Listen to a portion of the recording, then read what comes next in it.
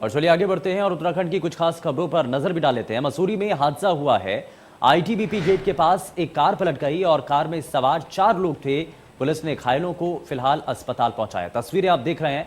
ITBP gate के पास एक car अचानक से पलट जाती है और इस दौरान 4 लोग इस हादसे के अंदर घायल हुए हैं। कार में 4 लोग सवार थे जो कि इस हादसे का शिकार हुए हैं। पुलिस ने घायलों को तुरंत ही अस्पताल में पहुंचाया है।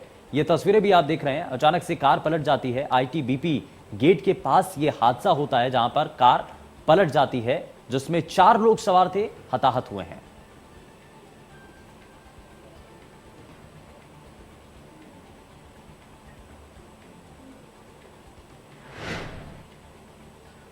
मसूरी से खबर है जहां सड़क का पुश्ता गिरने से मकान क्षतिग्रस्त हुआ है और प्रभावित लोगों को सुरक्षित जगह शिफ्ट किया गया है। घटना की सूचना मिलने पर मौके पर प्रशासनिक टीम पहुंची। राहत बचाव कार्य का जायजा लिया गया है और साथ ही साथ सबसे पहले राहत बचाव के लिए जो टीम है वो मौके पर पहुंची है। ये आप तस्वीरें देख रहे हैं। सड़क का पुश्ता गिरने से मकान क्षतिग्रस्त हो गया और प्रभावित लोगों को सुरक्षित जगह पर शिफ्ट किया गया है। तो जो प्रभावित लोग हैं उनको सबसे पहले सुरक्षित जगहों पर भेजा गया है। घटना की सूचना मिलने पर प्रशासनिक टीम मौके पर पहुंची और राहत बचाव का काम उस दौरान शुरू किया गया। हालांकि इसका जायजा भी लिया गया किस तेजी के साथ अभी तक काम हुआ है, लेकिन आप देखिए पुश्ता अचानक से गिर जाता है और इसमें कई जो घर हैं, कई लोग हैं वो इसमें प्रभावित होते हैं, कई परिवार इससे प्रभावित हो जाते हैं। तो ऐसे सबसे पहले कोशिश यही होती है कि जो प्रभावित लोग हैं उनको सबसे पहले सुरक्षित जगहों पर पहुंचाया जा सके, राहत उन तक पहुंचाई जा सके। साथ ही कई दौरान इस दौरान जो घर हैं वो क्षतिग्रस्त हो गए। वहीं उत्तराखंड में 2 दिन का येलो अलर्ट जारी किया गया है। उधम सिंह नगर में सबसे ज्यादा बारिश रिकॉर्ड की गई है। 29 और 30 अगस्त को येलो अलर्ट जारी किया गया। नैनीताल, बागेश्वर और पिथौरागढ़ में अलर्ट है। लोगों को घर से बाहर ना निकलने की इस दौरान सलाह भी दी गई है। तो 29 और 30 अगस्त को येलो अलर्ट जारी किया गया है, यानी कि आज और कल येलो अलर्ट है। नैनीताल, बागेश्वर ये वो इलाके हैं जहां पर येलो अलर्ट जारी किया गया है। प्रशासन के द्वारा पहले से ही चेतावनी दी गई है कि लोग अपने घरों से बाहर ना निकलें।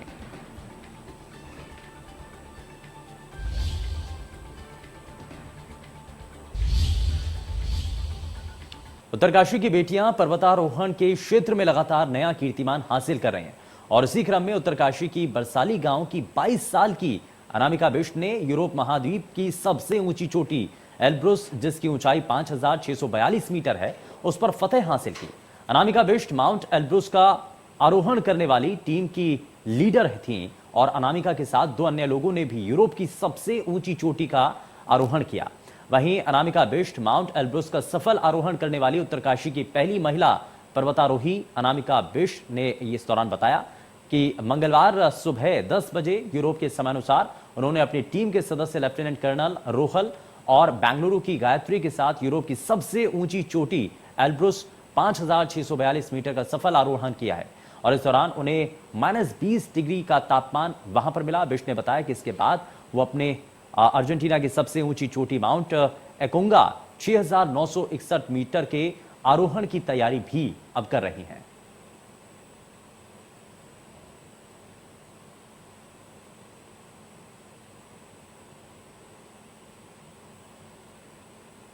तो अनामिका बिष्ट ने टीम को लीड किया और इसमें उनके साथ एक बेंगलुरु के और एक और शख्स भी थी।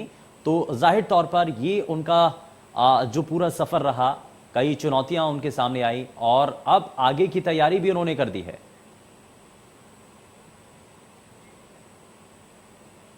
बीजेपी प्रदेश मुख्यालय देहरादून में बीजेपी के वरिष्ठ नेता और उत्तर प्रदेश के पूर्व मुख्यमंत्री स्वर्गीय कल्याण सिंह को श्रद्धांजलि दी गई। श्रद्धांजलि कार्यक्रम में प्रदेश अध्यक्ष मदन कौशिक, मुख्यमंत्री पुष्कर सिंह धामी, राज्यसभा सांसद नरेश बंसल समेत कई मंत्री, विधायक और संगठन के पदाधिकारी, कार्यकर्ता मौजूद रहे। इस दौरान बीजेपी प्रदेश अध्यक्ष मदन कौशिक ने कहा कि आज प्रदेश बीजेपी के सभी मंडल स्तर पर श्रद्धांजलि कार्यक्रम रखा गया, जिससे हम सही मायनों में दिवंगत कल्याण सिंह जी के कार्यों को याद कर सकें और उन्हें नमन कर सकें। वहीं मुख्यमंत्री धामी ने भी स्वर्गीय कल्याण सिंह को श्रद्धा सुमन अर्पित कर उन्हें नमन किया।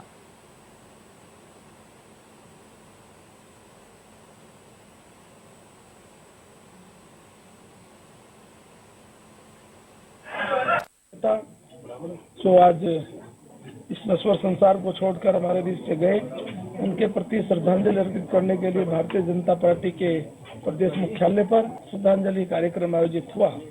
इसमें प्रदेश के मुख्यमंत्री आदरणीय पुष्कर सिंह धामी जी और हमारे अन्य नेतागण यहाँ उपस्थित रहे। बहुत बड़े विराट व्यक्तित्व थे, बहुत बड़े नेता थे और सही मायनों में सच्चे राम भक्त थे और सच्चे राष्ट्रभक्त। इन्होंने अपना संपूर्ण जीवन गरीबों के लिए के अंतिम छोर में खड़े थे, हमेशा उनके लिए लगाया। वहीं उत्तराखंड कांग्रेस के प्रदेश अध्यक्ष गणेश गोदियाल ने 2022 में उत्तराखंड में कांग्रेस की सत्ता में किया है। कांग्रेस अध्यक्ष ने कहा कि पिछले दिनों वो प्रदेश के कई जिलों के दौरे पर गए थे। हाल ही में गोदियाल रुद्रप्रयाग के दौरे से वापस आए हैं। पिछले दिनों कुमाऊं के भी कई हिस्सों में वो कार्यकर्ताओं से मिलने के लिए पहुंचे थे। गोदियाल ने कहा कि हर जगह पार्टी के कार्यकर्ताओं में काफी उत्साह नजर है। वहीं प्रदेश की आम जनता भी कांग्रेस की ओर से टकटकी भरी निगाहों से देख रही है।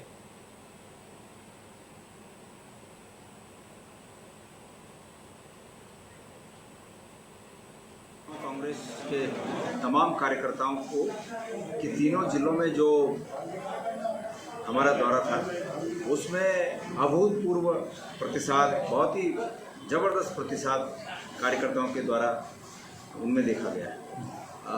मैं समझता हूं कि आम लोगों में भी कांग्रेस के प्रति जो जिज्ञासा है और जो आशा के भाव से, जो उम्मीद के भाव से कांग्रेस की तरफ आम मतदाता, आम नागरिक देख रहा है, ये भी कांग्रेस पार्टी के लिए एक शुभ संकेत है। तो इस दौरे से मैं काफ़ी उत्साहित हूँ कि सिर्फ एक ही जगह नहीं बल्कि प्रत्येक, चाहे गढ़वाल मंडल हो, कुमाऊं मंडल हो, कुमाऊं का तराई वाला भाग हो, गढ़वाल का नीचे प्लेन वाला भाग हो, हर तरफ कांग्रेस के लिए एक विशेष जोश खरोश लोगों में देखा जा रहा है। तो ये हमारे लिए शुभ संकेत है। उत्तराखंड विधानसभा में सत्ता पक्ष और विपक्ष के विधायक राज्यसभा सांसद अनिल बलूनी के कार्यों की जमकर तारीफ कर रहे हैं। पहले कांग्रेस विधायक हरीश धामी और मनोज रावत ने अनिल बलूनी द्वारा उत्तराखंड के लिए किए गए कामों की सदन के भीतर प्रशंसा की। उसके बाद धनौल्टी से निर्दलीय विधायक प्रीतम सिंह पवार ने भी राज्यसभा सांसद अनिल बलूनी के कामों की जमकर तारीफ की। उन्होंने कोविड के दौरान सांसद बलूनी द्वारा उत्तराखंड के लिए किए कई प्रयासों की सराहना की। निर्दलीय विधायक प्रीतम सिंह ने कहा कि राज्यसभा अनिल बलूनी ने कोविड के दौरान राज्य के लिए कई महत्वपूर्ण काम किए। दिल्ली से ऑक्सीजन सिलेंडर भेजने की बात हो या फिर उत्तराखंड के अलग अलग हिस्सों में आईसीयू सेंटर खोलने की बात हो, वो पूरे राज्य में निस्वार्थ भाव से काम कर रहे हैं।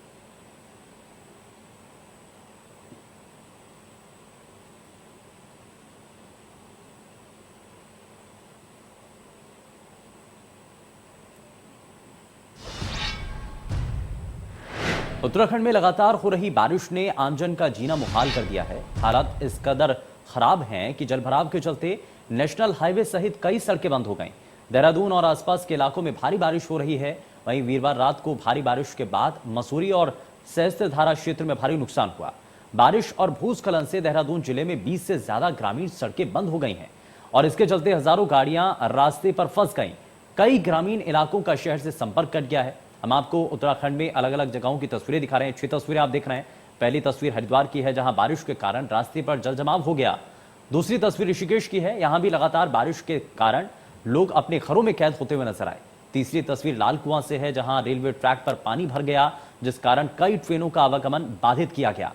वहीं चौथी तस्वीर पौड़ी की है, यहां बारिश के कारण बद्रीनाथ ऋषिकेश हाईवे को बंद किया गया। पांचवी तस्वीर यहां बारिश के कारण सड़क का हिस्सा जो कि टूट करके गिर गया। और आखिरी तस्वीर रुड़की की है, जहां पर गंगा खतरे के निशान से ऊपर बह रही है। यहां आपको बताएं कि राज्य में मौसम विभाग ने 24 घंटों का भारी बारिश का अलर्ट जारी किया है।